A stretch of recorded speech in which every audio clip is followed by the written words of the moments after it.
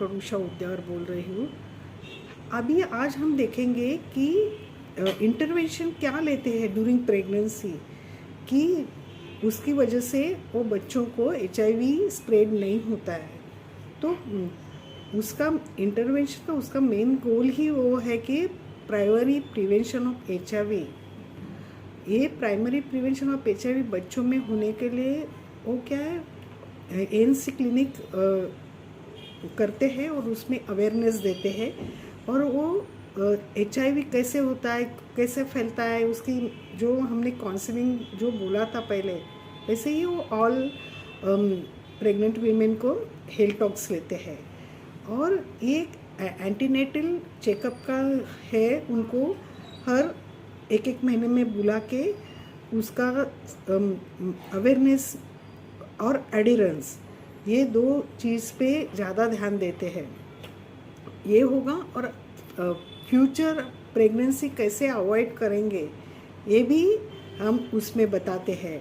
और prevention of ये कैसे इनिशियल, जैसे हम ART जल्दी इनिशिएट करते हैं तो वो ये कैसे सप्रेस होता है और प्रिवेंट कैसे होता है, ये हम उनको बताते हैं। और ये ART मदर को चालू करने के बाद उनका वायरल लोड कब करते हैं, तो 32 वीक्स ऑफ जेस्टेशन में उनका हम मस्ट करते हैं। पहले भी करते हैं, लेकिन वो 32 वीक्स जेस्टेशन में अगर करते हैं तो वायरल लोड अगर सप्रेस होगा तो चांसेस बहुत ही कम ये होते हैं। और हम एक ही पॉइंट पे ज़्यादा देते हैं कि एडिरेंस और ART जल्दी और सही तरीके से लेने से वो बच्चा, होने वाला बच्चा HIV निगेटिव होगा। और वो रिपीटेडली उनको काउंसिल करके उनके मन में इतना फिक्स बिठा देते हैं कि ART आपको लेनी ही पड़ेगी, उसके सिवा आपके पास कोई इलाज नहीं है। और वो ART भी आप बोलेंगे कि अभी मैं प्रेग्नेंट हूँ तो उसका साइड इफ़ेक्ट बच्चों को होगा, तो नहीं, प्रेगनेंसी में लेने की है, लेबर में लेने की है, डिलीवरी में लेने की है, बाद में ब्रेस्ट फीडिंग करते वक्त भी लेने की है, और सिर्फ लाइफ लॉन्ग लेने की है। ये जो स्टेजेस है वो उनको हम उसमें ज़्यादा भर देते हैं कि नहीं, आपको ये लेने ही पड़ेगी। और उसी दरम्यान सेफर सेक्स एडवाइस भी देते हैं और कंडोम यूज़ करने के लिए बोलते हैं।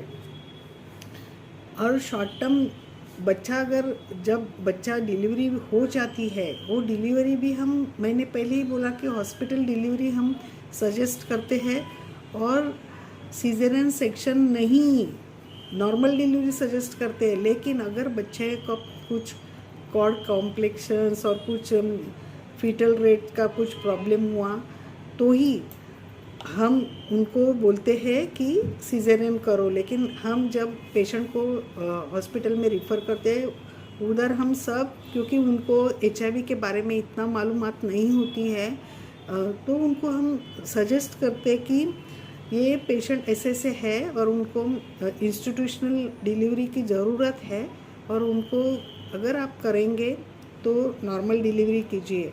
तो नॉर्मल डिलीवरी में चांसेस कम रहते हैं।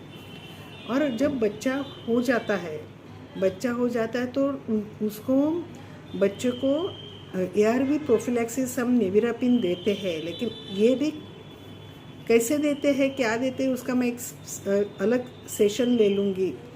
तो कोई सिचुएशंस में वो 6 वीक्स नेविरापिन देते हैं, लेकिन कोई सिचुएशंस में हम थोड़ा आगे 12 वीक्स भी करते हैं। तो क्या करता है कि उसका बेसिक ये है कि जब भी वो औरत, प्रेग्नेंट वीमेन, प्रेगनेंसी में आए, लेबर में आए, डिलीवरी में आए, अगर वो तब पॉजिटिव हो जाएगी, मीन्स उसको अगर वो डिटेक्ट होगी पॉजिटिव, तो एज सुन एज वो पॉजिटिव है ऐसा समझे तो उसको ART चालू कर देनी चाहिए।